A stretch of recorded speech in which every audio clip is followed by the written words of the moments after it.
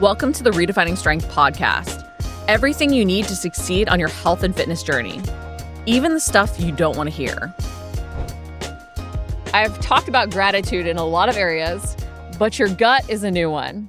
But we should be grateful for our gut, and we want our gut to be grateful for us as well, which means feeding it the right things, making it feel fabulous, because that results in so many amazing changes and us reaching so many different goals. I'm excited to be joined by the fabulous Michelle today to talk about our grateful gut and why we need to take care of it and how we can. So thank you, Michelle, for joining me today. Thank you for having me. I'm super excited about this topic because it's complex, but not complex. It almost is so simple to fix, but so often we again, it's one of those things we just kind of get into our heads about. So hopefully this will kind of allow some de-stress and kind of give you the opportunity to even feel like you have more control when it comes to your gut and even potentially some issues that you may have. So first off, I've got to ask, why should we even be grateful for our gut? I know some of the answer, but I'd like to hear your thoughts on that.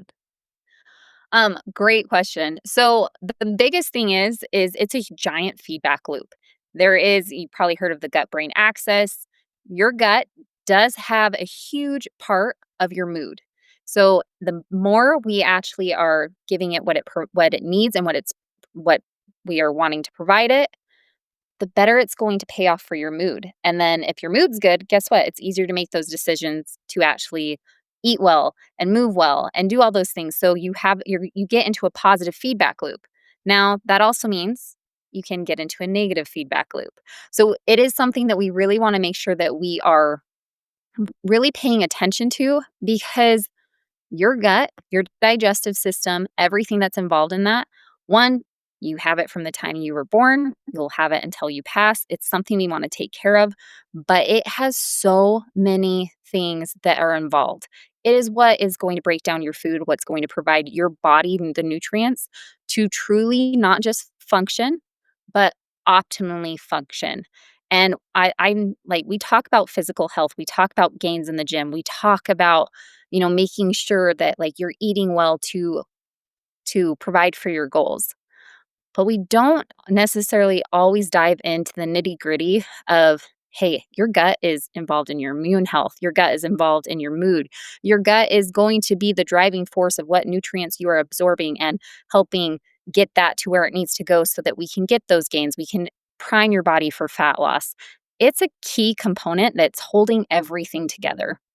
I would say it really sounds like it's the connector of everything that we want in terms of better health, better fat loss results, better mood. So, I mean, we've got to be grateful for it for sure. Now, around the time that we're often most grateful, Thanksgiving, the holidays, spending time with family and friends, it's also the time I feel like our gut can take the biggest hit because we aren't necessarily fueling the best, we'll say, during this time. So how can we be conscious of this? What signs can we recognize that maybe our gut health needs a little assist?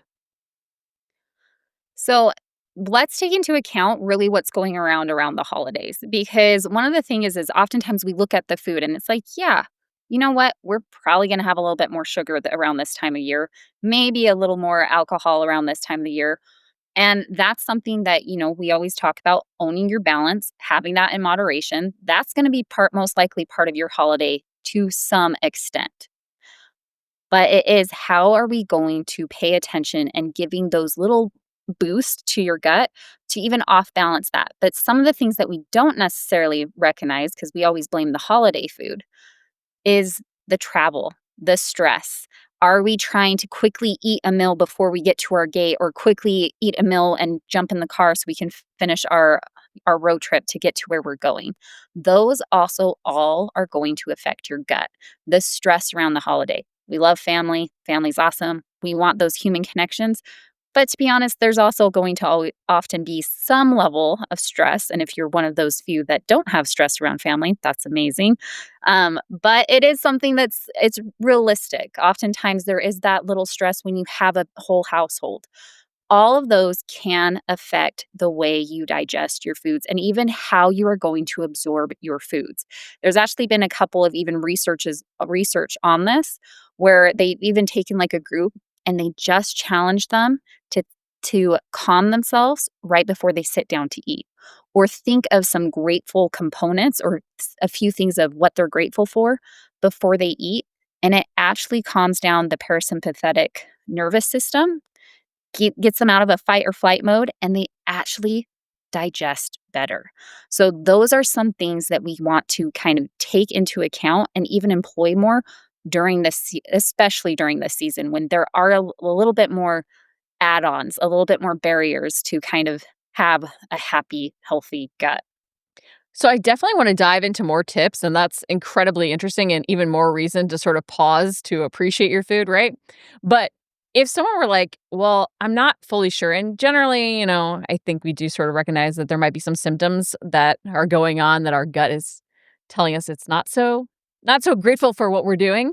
But what can we really sort of assess, or what symptoms might we be seeing that might say, "Hey, we need to make some changes"? What can people be noticing?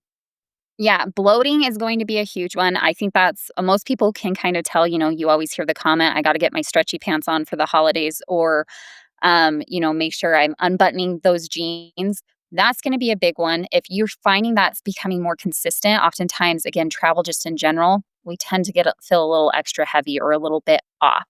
Sometimes it really is just a feeling of being off. Again, your mood's going to be a big part of this. So if you are just feeling like a little less than yourself, and again, everyone, when we're traveling, you kind of get thrown off your routine, but it is still a signal that if you're feeling a little bit off, your GI is probably going to be feeling a little bit off.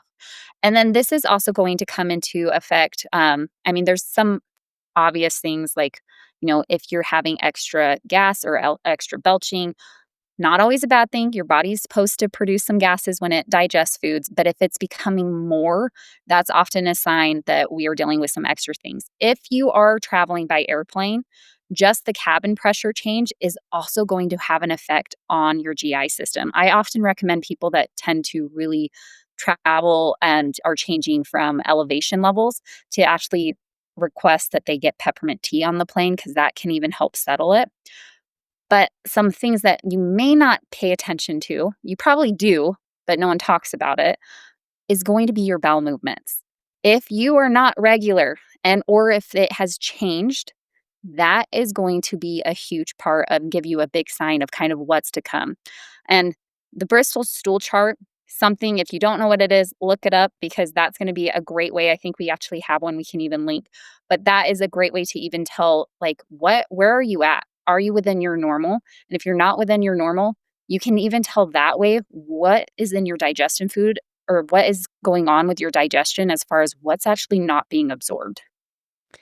So what you're saying, Michelle, is we need to pay attention to our poop.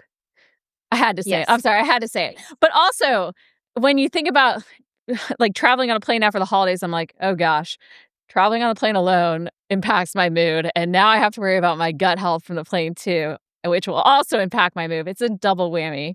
So pay attention to your gut health because you want to improve your mood because traveling on a plane will not ever probably do that. Now, talking about how we can actually improve our gut health or the little habits that we can tweak during the holidays to show our gut some gratitude. Sorry, I don't know why I'm so amused by that, but I am. Tip number one, let's get started there. So I'm going to talk about more like we're going to talk about some food stuff, but I'm going to talk about things you can do physically to actually help. So one is actually take some breaths before you bite. Oftentimes, just allowing that again can put your body into a level of calm. So you're going to have some improved digestion. When you eat rushed, your digestion is going to be impacted by that. So, being able to allow yourself to get into a calm space while you're doing that, that's going to be what is going to improve it. And I actually think it's really key that you brought up that these are physical things and not just foods because it can seem really stressful because we've often gone to, fiber, prebiotics, probiotics, all those different things, eat the rainbow. And during the holidays, it can sometimes feel like some of those things, well, A, that's what causes the issues, but those things become harder. And so then we don't do anything. So even knowing there are little things that you can do, even in a party where you're potentially going to consume alcohol, right? That's really helpful. So I love that these are all like different physical habits that we can do to help improve our gut health. Awesome. And off of that, mind mindset too, right? Because we want to change our mindset. So to get into that physical mindset of it, this is where it's important to eat mindfully. And that means kind of allowing your body to recognize the senses. Now, if you've ever gone through a mindful like process and you've ever done that, it's kind of a long process. You smell the food, you look at the food, you touch the item, you put it on your tongue. You don't chew, you feel how it's going feels in your mouth, and then you slowly allow your body to chew it and actually process it. That's a lot if you were to do that for every single bite. So, to do that more realistically, I go just in your first bite, I don't expect you to necessarily engage every single one of those steps. But if you just notice, okay, I'm going to take just a second. I'm going to look at this food. Is it appealing? I'm going to notice what aroma it's putting off. And then you slowly chew, even if it's just like for the first bite, I'm going to take 10 chews. If you've ever tried to take 10 chews of a food item, I'll be honest, I eat fast. So trying to keep something in my mouth for 10 chews, I'm like, all right, like now it's not even appealing. So slowing down, maybe it's 5 to 10 chews before you swallow, but just something so you are allowing your body to be physically aware that you are providing it nutrients and kind of, even if it's a fun food, but you're providing it energy. That alone is going to get you in the right mindset and allow your body, again, it's all about we're going to slow down, we're going to recognize where we're at, and we're going to appreciate the moment and what we're doing here. I mean, part of the holidays, the best part of the holidays is the food, And at least for me. yeah, well, totally agree. But also that mindfulness can help us really stay true to our goals and the plan that we had even, where you can get sort of like that win-win situation where it's not just chewing and slowing down with like actually eating the food, but even in selecting the food, we can use that pause, right?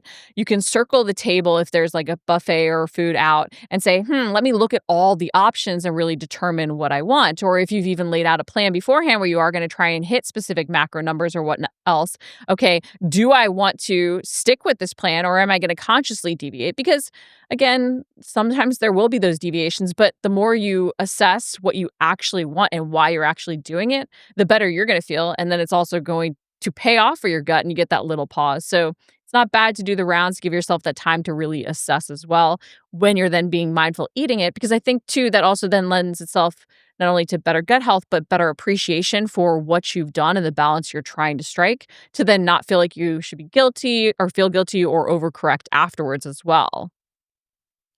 Absolutely. And that's like a huge part of this too, is so often people are like, oh, I really overdid it that day. Well, I'm going to do a double workout or not eat so much the next day. And that's going to end up backfiring and you're going to get in this worse cycle because believe it or not, one of the things that's nice for your gut is to actually consistently have work to do. If you go from I'm eating and I'm going to eat this big amount to I'm eating nothing, you're setting yourself up for more bloating, poor bowel movements. It's not going to be pretty on the other side of that. So we just want to make sure that we are being consistent. So doesn't matter what you did one day, the next day you're just back on track. We're not trying to punish our body for what we did the day before. And on top of that too, I think it comes back to like being at the event where we don't pause to assess, right? But we can also eat kind of mindlessly a little bit where you're talking to people and I don't know about you, but I feel like sometimes I'm like stuffing my face as I'm talking to somebody and I don't even realize that I've eaten the entire plate because I'm spending time talking to people, which I don't want to not talk to people, right? That's part of why you're there, not just the food, although a lot of the food. But it's also like giving yourself that space to be a little bit more mindful, but that can be a challenge. How can someone sort of navigate both? So I love that you said that because as you were talking, I was like, oh, I'm kind of the opposite. Sometimes I use my eating so I don't have to talk to people.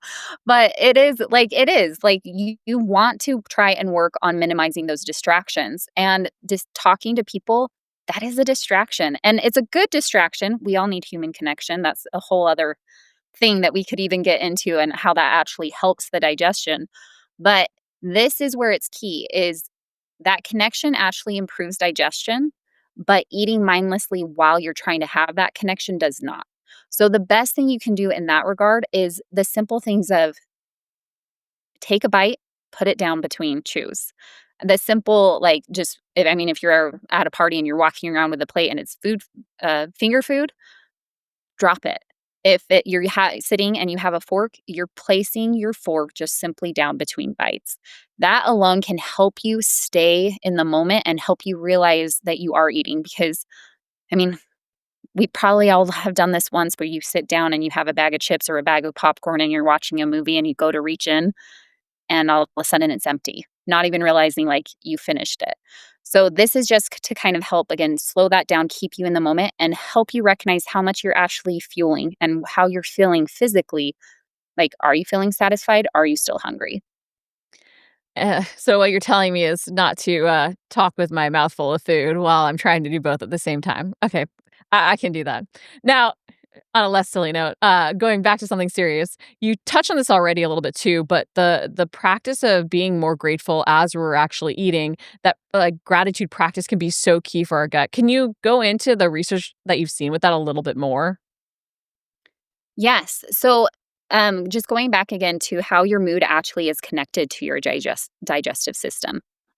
When you are not, when you're eating in that flight or fight mode, oftentimes this actually doesn't allow like blood flow to your digestive tract. So when you're doing that, if you're not having proper blood flow, that also means nutrients aren't going to be absorbed and delivered. So now all of a sudden we have poor blood flow that's not going to get food from the digestive tract to where it needs to go. Not to mention, again, you can have issues with water dumping and things like that that are going to be affecting your digestive tract and your bowels from moving water to kind of the wrong places at the wrong time. So those are going to be key things. Those are probably the biggest things that are really going to affect everything. And then of course, what's going on up here is going to tell your digestive tract like, hey, we shouldn't be worried about absorbing nutrients right now because we're stressed. We're in a flight mode. We need to get ready to run. Like that's like what your body's primed for is, are we fighting or are we flighting? And if you're starting to feel that way within your nervous system because of stress, high anxiety, whatever it is, whether that's regarding, you're traveling or your family is bringing that on, you want to make sure that you are still staying connected so that we can kind of off balance that. And that's where pausing, being grateful, being able to regulate your mood a little bit is actually going to make it so your body's like, hey, we're fine. We're good. We can actually take the time to break down the nutrients fully and absorb this and put this where it needs to go. So that is going to be such a huge component. Your gut brain axis that's just that continuous communication pathway and it really just plays like a huge role on your mood, digestive system, your emotions, and your gratitude. So, funny enough, the more you practice gratitude, the more gratitude you're going to feel, the more you're going to improve this. And again, we're on that positive feedback loop. Love it. Being grateful for our gut, and our gut will show us that it's grateful too. But now, circling back to, I know I mentioned at the beginning of talking about some of these different tips to help us, and them being physical tips that we can do no matter what when the food quality isn't there. That's not an excuse to not still want to pay attention to our food quality, get our body the nutrition it needs because it is going to feel better. We're going to even enjoy the holiday season a little bit more, come out of it feeling better going into January. What are some foods we should be focusing on, or those nutritional components we should be focusing on as well to take care of our gut during this time? Okay, so I know you guys all are expecting me to say fiber, and yes, I want you to pay attention to fiber. And if you know me, you know I'm going to loop in water some way. But to really make sure your fiber is being effective, you also need to make sure you are staying properly hydrated, which when you are traveling, a huge thing I see first thing that goes is I'm not drinking as much water because I don't know where I'm going to find the restroom. Please drink. Please look ahead. Keep an eye out for the restrooms. So that's not an issue. If you're on the plane, there is going to be one. I know no one really always wants to use that one, but it is there. Not an excuse not to stay properly hydrated, especially when you're on an airplane, because you actually get more dehydrated because the air is drier. So, hydration, we're focusing on the fiber. If you haven't already gotten there, that does mean that for women, we do want to have at least 25 grams of fiber. Now, I will say with the clients that I work with, I actually find that specifically my menopausal clients respond way better with between 30 and 35 grams of fiber. So I would even encourage a little bit more fiber and reaching there. Now, for you overeager people, that doesn't mean if you've been averaging 12, we're going to jump up to 30 tomorrow because that's not how we do it. Slowly get there. But just be aware of fiber during the holidays as well, because it is something that we also tend to easily forget about. Now, a few things that you may not have heard when it comes to digestive or digesting and kind of improving your gut. But a big one would be making sure that you kind of have an emphasis on polyphenols, which is a plant compound, and it's going to help feed that good gut bacteria. Yes, we want to make sure we're feeding the good gut bacteria because that's going to keep everything happy. Some great options for that would be berries, chocolate, specifically dark chocolate. We're looking at 85% or above to really make sure we're getting the most benefits from the polyphenols. Green tea is going to be another great option, red grapes, coffee in moderation. Those are all going to help kind of make sure that we're feeding the gut bacteria, but specifically supporting that diversity within the gut. One of the things I see is sometimes people be like, I'm doing really well. I eat a lot of this. I'm like, that is awesome. But you have more than just one strain of bacteria, and that is typically feeding that specific strain. So we do want to encourage some diversity when it comes to what type you're kind of getting. So that means we are eating some grapes, we are eating some dark chocolate, kind of mixing it up. One thing that specifically, now that the weather's changing and most women do need this, is vitamin D. As the sun goes down, we need vitamin D. But if I'm being honest, most of us need vitamin D even when the sun is out because our body doesn't actually absorb as much anymore because we don't actually even have that receptor as much in our skin barrier. So, vitamin D is going to be a huge thing to make sure that you are supplementing with specifically as the weather changes. And that actually supports the gut barrier integrity. So we want to make sure that we have a good gut barrier so we can have healthy microbiome health and that immune function. Again, it's holiday time, you guys are traveling. Most of the time, you're probably going to get sick. So if you want to make sure that we're also kind of fighting that off, that is going to be a good option for you as well as making sure that your vitamin D is up. Yes, there are a few food sources, but truthfully, this is one of the few things that where I'm gonna say the supplementation is gonna be the king here. Hey, you supplement, you get a little extra water when you're taking the supplement, and then you cruise the buffet or the appetizer table, and you'll probably find a few of those different fruits and vegetables out there. You're gonna be hitting your gut with some good stuff then. Absolutely, and one of the other things that if you're here, we're probably gonna tell you the benefits of it, and that's gonna be collagen and protein. Again, this all comes to the gut lining. Your gut lining is constantly being, like, resurfaced, redone, and we wanna make sure we're providing it what it needs to be able to do that. So that is going to be huge. So this can be, if you're looking at collagen and you're wanting to go more the food route, this is where we're looking more at bone broth. But of course, you can get collagen peptides, lean meats, legumes, all those awesome protein sources are going to also help assist with that. And hitting that protein, again, will keep you on track, keep you feeling full. It could be that balance that you need to enjoy the holidays, include that pumpkin pie you like, but also still work towards your goals so that you don't feel like you're starting over in January. So, kind of win win. Now, one food I was surprised that I think you're going to touch on next is fermented foods, because that does not seem incredibly easy to get while attending holiday parties and such. That is something that is going to be a little bit trickier because oftentimes fermented foods, we're looking at, you're looking at those yogurts, we're looking at the kimchi, we're looking at the kombucha. But one thing that is often served, not always, and if you're tending to wanting to bring something, this would be something I would suggest, would be the sourdough bread. I know, to be honest, it's a big craze right now. If you brought it, most people are going to eat it, enjoy it. But what most people don't recognize is sourdough bread is a fermented food product. So that is something that I would encourage people to kind of touch on.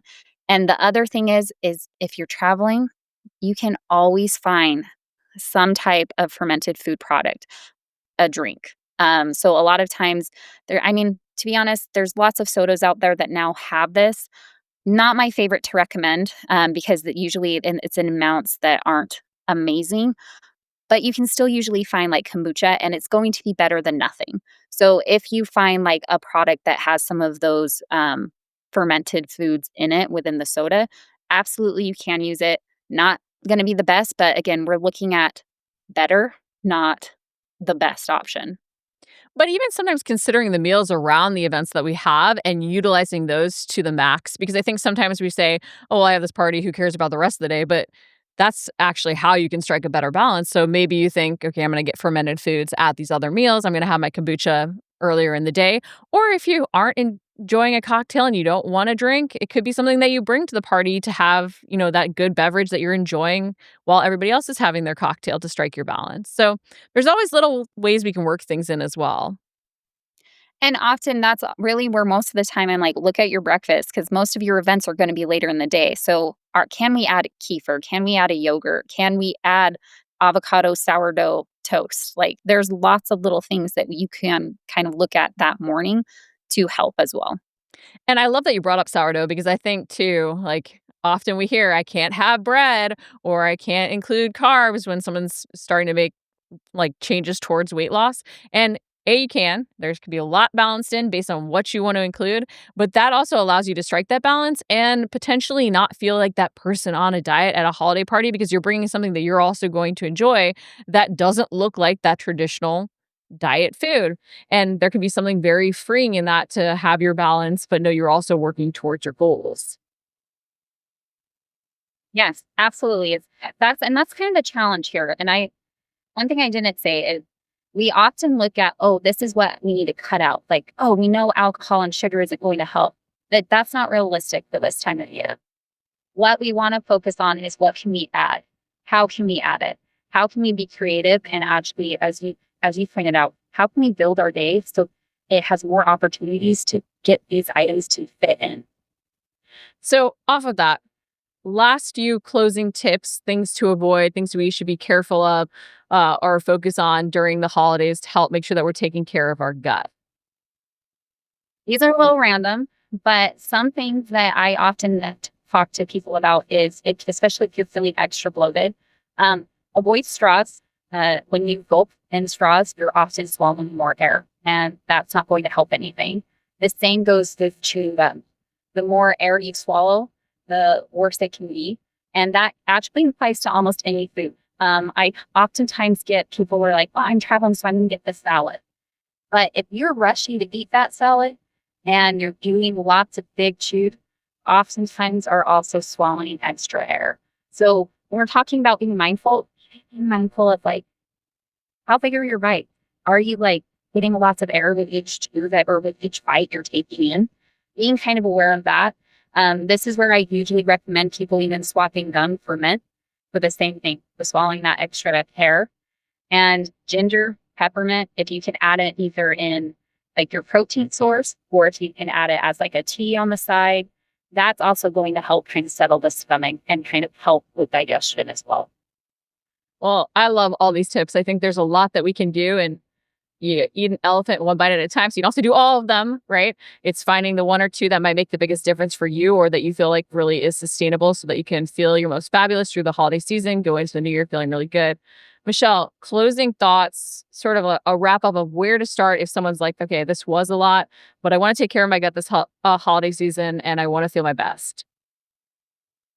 I mean, I think like you said, you pick one or two things that you're going to focus on. I honestly would focus on how are you practicing gratitude before your meal? How are you having just that one moment, even if it's like 10 seconds before you start to eat, to help calm your body and get you in the right mindset to enjoy your food and your body to absorb it. So really, even just having that knowledge of, hey, if I eat calm, it's going to make it better. Usually just keeping that in mind, you'll see an improvement. So you don't have to, overhaul everything majorly. Just allow yourself that 5 to 10 second pause before you start dieting. I love it. Perfect for the holiday season. A great way to even help with stress and make sure that you're making decisions that are based on your balance and the lifestyle balance you want to strike with your goals right now, and also the habits that really fill your cup. Thank you, Michelle, for joining me. Fabulous tips. Have a great rest of your week, guys.